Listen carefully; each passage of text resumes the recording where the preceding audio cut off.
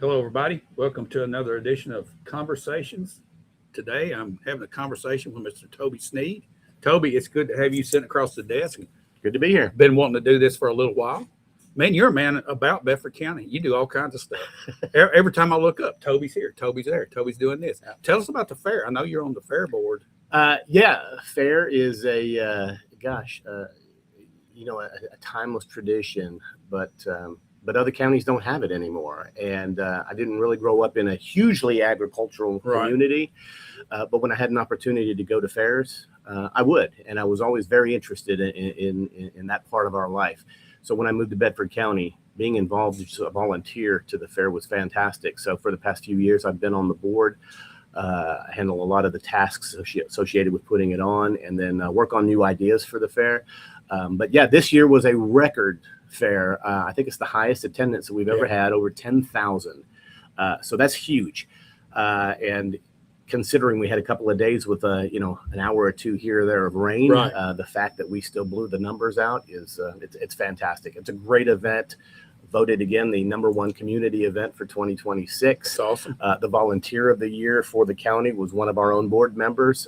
It's a great for me. It's a great diversion from real life, but it's also a great way to get involved in the community. Yeah. Okay. I also know that you have a little acting in your background, maybe a little bit.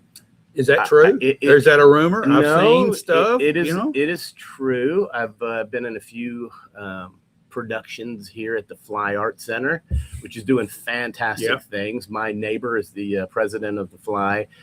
She encouraged me after hearing about some involvement I had in Rutherford County to check out the Fly, and that has turned into 4 or 5 plays, with 2 more coming up. One coming up in August for our murder mystery dinner event, and then also a play in September. Okay. So it's a way to kind of work my creative interests and stay involved. It's always about being involved. So you go from the fair to the Fly. Mm-hmm. That's pretty diverse. It is. It is. And as you know, when you discuss other community involvement, it goes even more drastic. I know. So absolutely. Let's go there. What about the VFW? So I'm a retired soldier. Yeah. How long were you in the military? On and off for 27 years. 27 years. Yes. Yeah. 27 years, spent some time in the active duty, then in the reserves, then in the inactive reserves, then in the National Guard, 3 deployments, and retired from the military, and started getting involved with the local veteran service organizations here in Bedford County. That was first the American Legion. Right. And then that led to me joining the DAV and then the VFW. And then because of my involvement in all 3 organizations, I have a seat on the Bedford United Veterans Council, which is the umbrella organization that kind of creates the continuity between the 3 organizations. Got involved there because the veteran community in Bedford County at large, which is, depending on the numbers you listen to, 3,500 to 4,000. Oh, wow. Is incredibly underrepresented in these organizations. Nobody has the time. Nobody really knows the relevance, so we're trying to get that story of all 3 organizations out to let folks know that these organizations advocate for veterans. We provide day-to-day needs for veterans. We work on projects. We help the youth. We help lots of community organizations that are not veteran-related. So another great opportunity to advocate and to try to bring more veterans into the fold. Right now, I'm over a half a century old, and I'm one of the youngest people involved in these organizations. People typically think that these are our grandfathers' organizations. Right. They don't want to go to the VFW and sit around and drink beer and talk about the glory days. They want to do things. Right. And what I'm trying to do is tell everybody that these organizations are doing things. Right. And that veterans of all ages need to come together to work, to volunteer, to serve, but also to take advantage of some of the benefits that are available to them. Do they need help? Reach out to us. So, just okay. So there's 3 things right there. What else, Toby? There was a rumor floating around that you might have even tried to run for county commissioner at one time. Was there any truth to that rumor? There is truth to that. I began working. To back up a bit, I started a nonprofit initiative in nearby Rutherford County. Okay. That was an advocate for the eradication of chronic homelessness. Okay. Taking them from A to Z to self-sufficiency from under the bridge. Got involved in that quite by happenstance, was what felt called to that mission. Call it a ministry, call it a mission. I was called to it. And when I came to Rutherford County, realized that although we had a much smaller underhoused or unhoused community, the writing was on the wall that we were going to have a larger problem. With the phenomenal growth that we're experiencing now and with the forecasted growth, that population of marginalized individuals is going to grow. So we can't respond to that when it happens. We have to do it now. So my role when I first came to the county was to set up a coldest nights shelter with a lot of cooperation and a lot of help from other nonprofits, and then some key individuals here in the church community. And we were able to get some things done, but not nearly enough. So I got involved with the Joint Task Force on Homelessness, which at that time was sponsored by a member of the County Commission in District 1, Drew Hooker. Yeah. So worked with him pretty closely on a couple of things. Worked on some statewide resources and some federal resources to get our assessment of this community taken care of. And that started a huge involvement. Since then, that task force has been kind of disbanded, but we are working to get that re-sponsored again with some new leadership. And yeah, I did. Because of those contacts, I did think about a run for the seat in District 1. Okay, however, District 1. Okay. With a lot of respect for both Eric and Drew. I don't know if anybody remembers the old days. I didn't want to be the Ross Perot. I didn't want to be the third-party candidate that hurt somebody's chances. So got with both Drew and Eric and said, hey, I won't run. I want to pull for both of you guys and hope that you can continue the work that you've done. Obviously, since then, Drew has taken himself out of the running, but I remain a staunch supporter of Eric so he can continue the work that he's done. But maybe there's a future for me there. I definitely intend on staying involved as a civilian activist, I guess, working with the commission on their different initiatives. Okay. Just let's talk about just the election for a minute, the way things are playing out. It's been a tough election cycle this time around. A lot of heated races, of course. I think we see a lot of excitement now, though, Toby. I see there's a lot of passion, which is good when directed the right direction. Absolutely. And you see the early voting coming back with some record numbers. What's your take on that? Yeah, it's exciting. On one hand, when you see that early voting numbers in comparison to other counties in Tennessee, I think we're top 5 in terms of increase. And that's pretty incredible. So folks are getting involved. Folks are listening. Folks are learning. And folks are expressing. And like you said, that's very exciting. Now, the trade-off is that perhaps this election cycle is one of the most polarizing or most, I guess, in some cases, bitter events that we've had politically in this county. It's really crazy. It's discouraging in some aspects, but as you alluded to, it's definitely very exciting because it does mean folks are getting involved. So if we can get the civility of these elections in control, but still have the enthusiasm and the interest, then I think we're doing really well.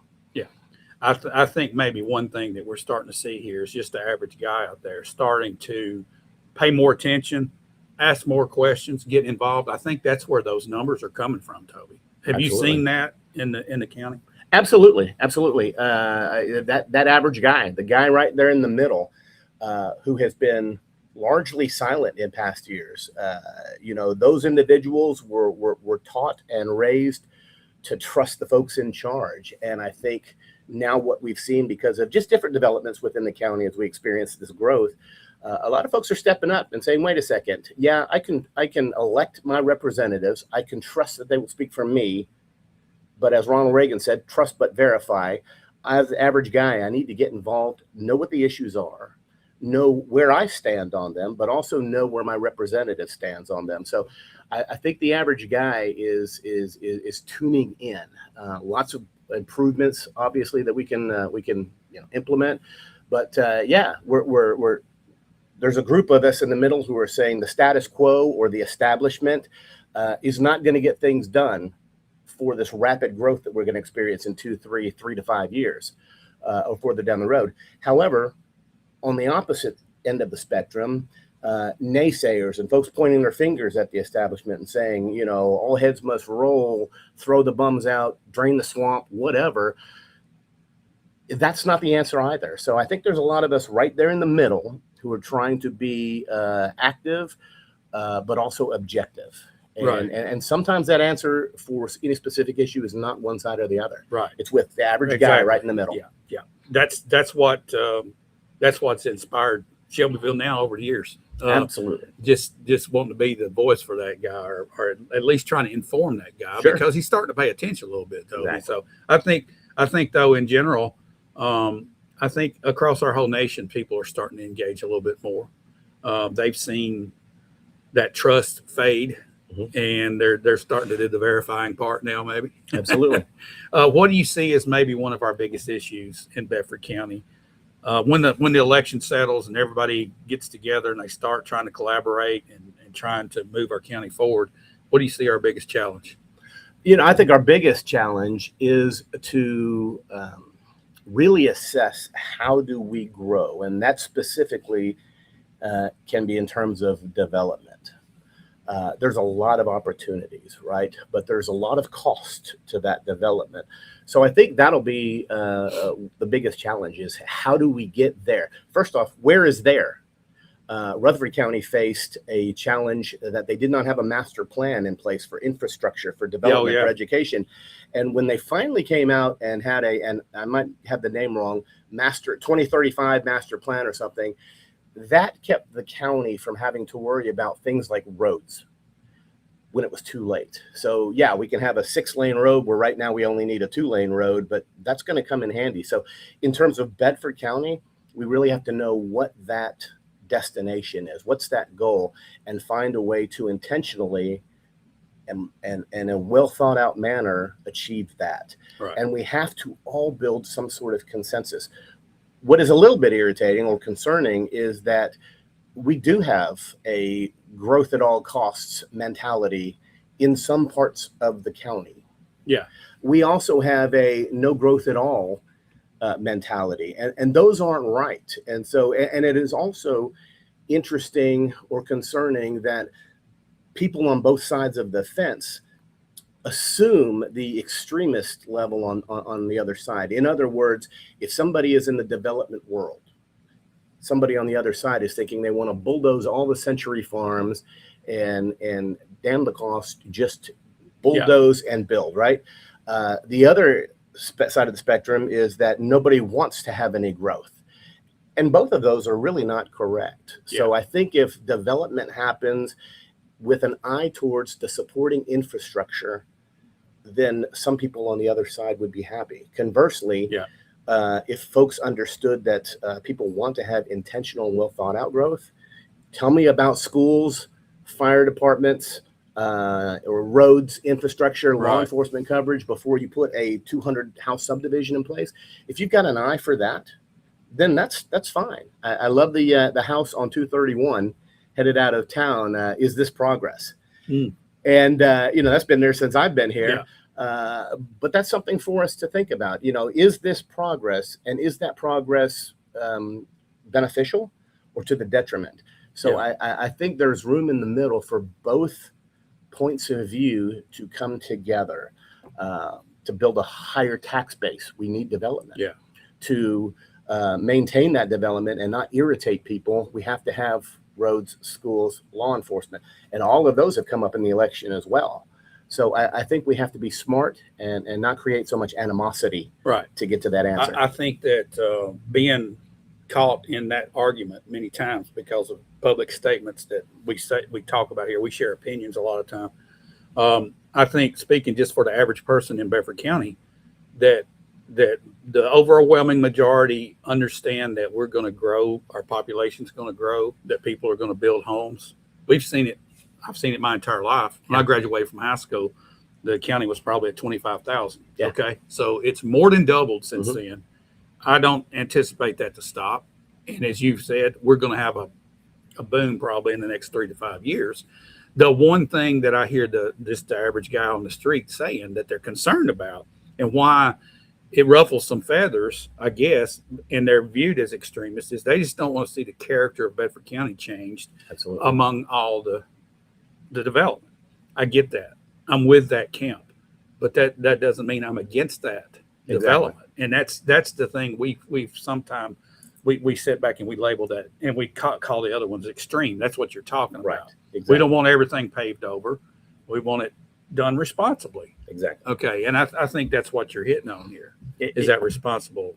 If you want to call it growth responsible or whatever. growth. Yeah. With an eye towards, I want to say revering. I don't know what the better word is, but respecting, honoring the traditions that we have in this county. You know, this county square that we have is pretty amazing. But the fact that a lot of people don't know is that model is the model in towns across the nation who thought of that as being the best economic model for retail business and other types of business. And that's pretty incredible. Yeah. So to maintain the character of that is really key, but also to maintain the character of the rest of the county, to continue to pay tribute or homage to our history, our horses, even whiskey.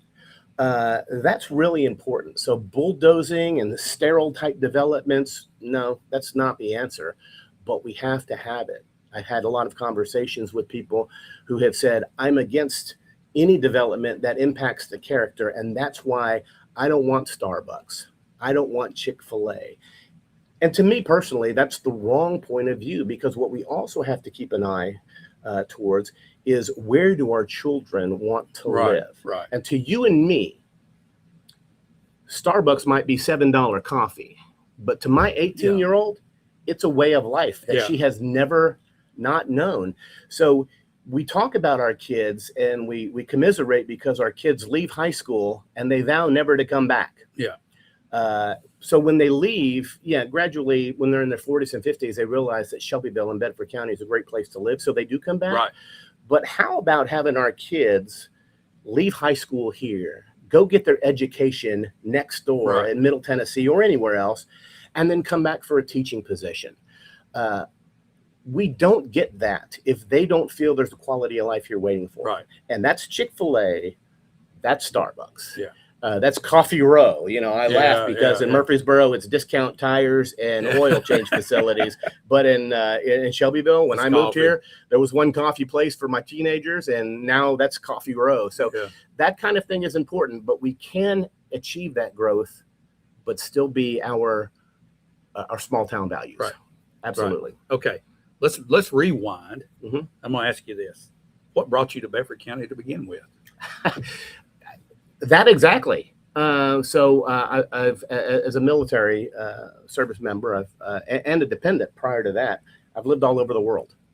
I think I went to 17 schools. And then when I served, I moved all over the world. So I think I've been to every state in the Union and in 25 countries. When I came back to Tennessee, my family is originally from Murray County. We settled in Rutherford County. It was close enough to Nashville to get in and get out, but it represented a better way of life for us. So after moving away, coming back, my wife and I settled in Murfreesboro. And honestly, traffic drove me bananas. Yeah. Everybody here in Shelbyville's been on Church Street. And I feel my chest tightening as soon as I hit Veterans Parkway and Church Street. So I wanted something better. And I played golf out in Shelbyville at the old golf course on 231, and always thought that this is 15 minutes away, yet a world apart. Right. So when the opportunity came to move here a few years ago, I jumped all over it, and it offered me the opportunity to be active in more of a small town environment where I got to know my neighbors. As a father of 5 daughters, I also wanted to know everybody who would know my kids. Yeah. Selfishly, I wanted to know every father of every little boy that knew my kids. Yeah. So moved here, and it's been fantastic. And of course, 15 minutes away, I get to go back to town. Right. If I really want to go to town, I can go to Nashville. But my day-to-day here is a lot less anxiety producing, and my blood pressure's never been better. I drove from Murfreesboro. I had to go to Murfreesboro yesterday, and coming back into Bedford County at the Bedford County line, it just feels like a different world completely.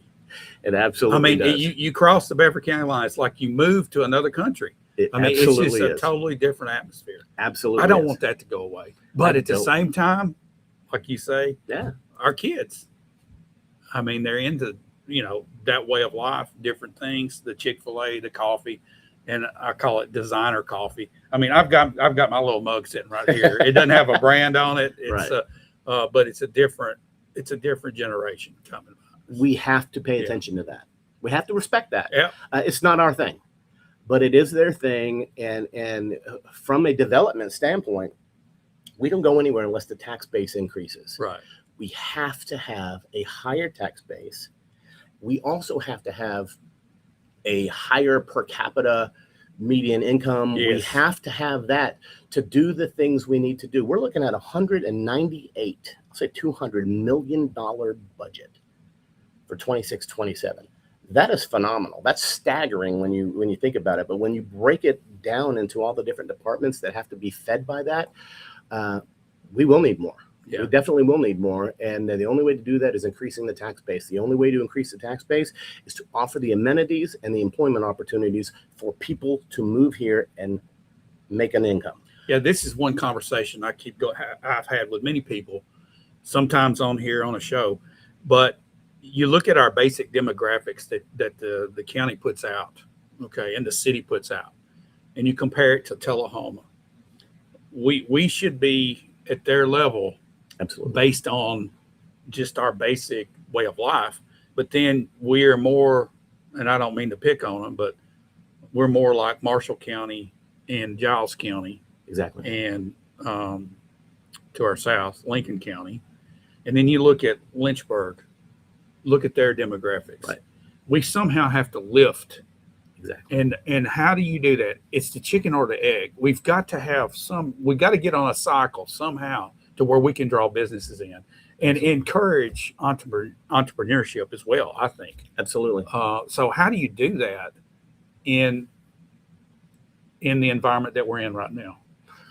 Well, I don't mean to put you on the spot. Well, you make sure that you have people who know that type of business, and you have to bring them in. You have to have things like the Shelbyville-Bedford County Partnership for Economic Development. You have to have those things.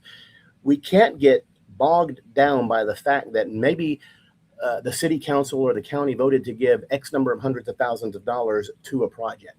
We can't get bogged down in the fact that special favors were given to bring Chick-fil-A. We have to look at the other side of the equation. What does that bring to the county? I think too far we're short-sighted. We get bogged down in those details. We get stuck in the weeds, and we don't really think of the broader potential. We have to have economic development. We have to have smart economic development. We cannot open up a new factory or a battery plant or distillery or whatever and then start putting 500 homes around that unless there's a school or law enforcement coverage or better roads. We have to think about that kind of stuff, but we absolutely have to have the people who have done this successfully in other areas assist us. And I think we've got some of those people in our midst. We have some of those organizations that are already on the ground, but we need to showcase what they're doing. We need to have some of the mentality that maybe, I don't know if Williamson County is a bad place to us or not, or Franklin, but they did some things right a couple of decades ago. Oh, yeah. I look at Nolensville, however, and traffic is a mess and everything else is a mess there, and they chased new residents, and they chased higher tax bases, and they chased dollars and cents before they chased infrastructure and character. Right. And they're paying the price for that right now. Yeah. So there's a right way to do it. There's a wrong way to do it. And I think we should all be open to making sure that those people who have had success in other counties assist us. I've always felt like there should be a bigger focus on what we have now being lifted up. Mm-hmm. And I think that's part of the process, Toby. I think that bringing this other stuff in is great, but at the same time, let's don't trump down and step on the people that have businesses here now that need some support. I think shopping local is one of the biggest things that we can do as just average citizens. If you feel like, hey, let's hop and go shopping in Murfreesboro, well, let's check here first. Right. And that's the go-to. It's the go-to right now. You go to Rutherford County if you need a pair of shoes. You go to Rutherford County if you need a men's shirt. Whatever it is, that's the go-to, and that's because we've developed this mentality. I think we've got to start really paying attention to the businesses that are around here.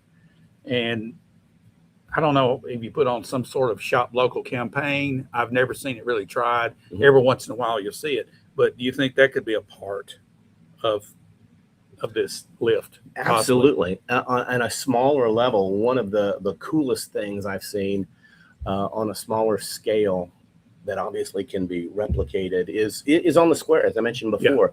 Yeah. The holiday sip, shop, and stroll idea of having the businesses open later and having folks wander and sample the wines from different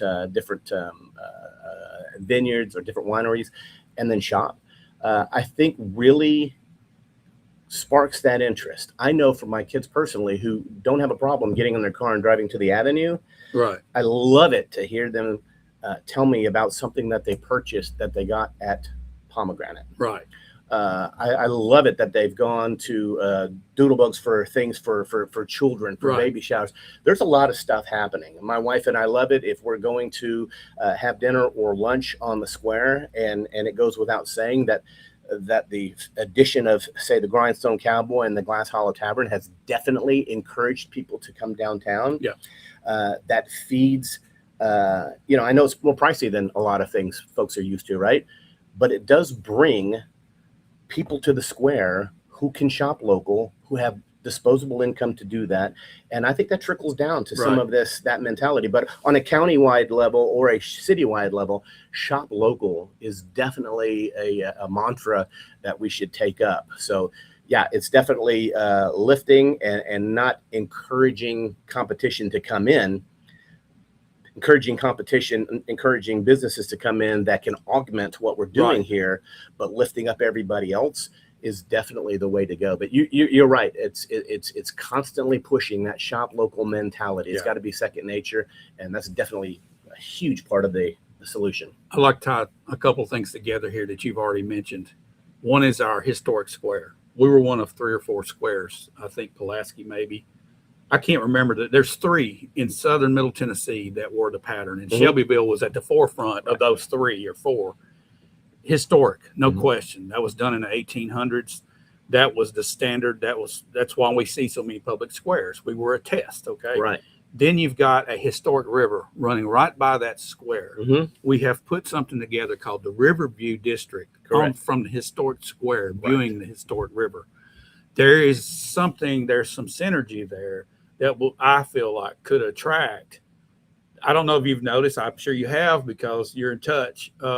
This mindset of liking to get away from the hustle and bustle of the big city, go to a quaint place, go check out some antique shops, go check out some small stores, eat at this location. That's been something that I've seen over the last 15 years or so. That's just, it seems like that's a day, you're going to take and go away to a little place like this. Shelbyville could be that place that people retreat to for a weekend. Absolutely. So as that develops, how can we grow around that? I mean, that's the question. I mean, we've got a great start with our square. It looks completely different than it did 15 years ago, Toby. Yeah. When did you get to town? About 5 years ago. Okay. So 15 years ago, you go up there. It's completely different today than it was then. Absolutely. Yeah. And a lot of things happening, a lot of character. I'm amazed. In a former life, I thought I wanted to be an architect. So architecture was one of my things. So as a result of that, whenever I'm in a new place, it's odd, but I look at rooftops. Yeah. I love rooftops. I love architecture. I love millwork. I love that kind of stuff. And what I tell anybody if I'm downtown with them when I'm looking up is that the character of this square is not only in the cool colors in the different buildings, but the rooftops. There's no cookie cutter building here. And when you go back to the old pictures, I think I was looking at a picture from the 20s of one of the Big G Transportation, Right. whoever their predecessor was, and noticing that the square is very much architecturally the same. So Yeah. I love that idea. It brings people down. It's interesting. It's a nice looking square. There's not a lot of vacancies. You go into a lot of town squares, Yeah. and it's the opposite. I don't want a town square that's just law firms. No, Right. no disrespect to attorneys. Right. But I love a varied retail and restaurant presence so that you can come down Right. and do a lot of things on a Sunday. But as you mentioned, that riverfront, a lot of folks don't know the progress that's being made. Yeah. And I will tell you, it's funny that you mentioned that, because we're in rehearsals for a play in the basement of the Fly right now, Right. while another event goes on upstairs. But we walk out the back door and we face that. And I've actually been blown away, because I had not paid too much attention to it until recently. And when I'd gone down there and realized that that green space offers so much opportunity for a lot of family events. Yeah.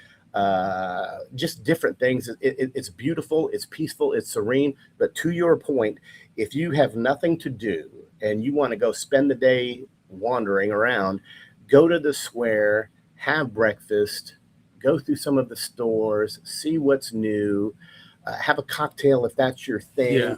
Go to the Riverwalk. I think that's great. And then when you couch that with some of the events that are going on around the square, this is really special. Just last week, we had, as a result of one of the grants for the Fly for Summer Music, 7 paid-for concerts off of the square throughout the summer. So between that, car shows, chili cook-offs, holiday events, veterans events on the square, there is always something going on at the square. Yeah. And when you combine things like the riverfront, yep, with all of these amenities. Yeah. I called it Riverview earlier. It's riverfront. I got to get that. I've got to, because you know what? There used to be a building called the Riverview Building, and that's where the Grindstone Cowboy sits. And it was called the Riverview Building. So I got to get my mindset changed there. Lots of good stuff happening down there. Well, Toby, I appreciate you saying this has been fun. Yeah, absolutely. Man, we've been going 45 minutes talking. That's crazy. We could talk another hour or two easy. We definitely could. We'll come back sometime. I would love to. Man, thanks for sitting down. Thanks for having me. Thank you. Thanks for watching, everybody.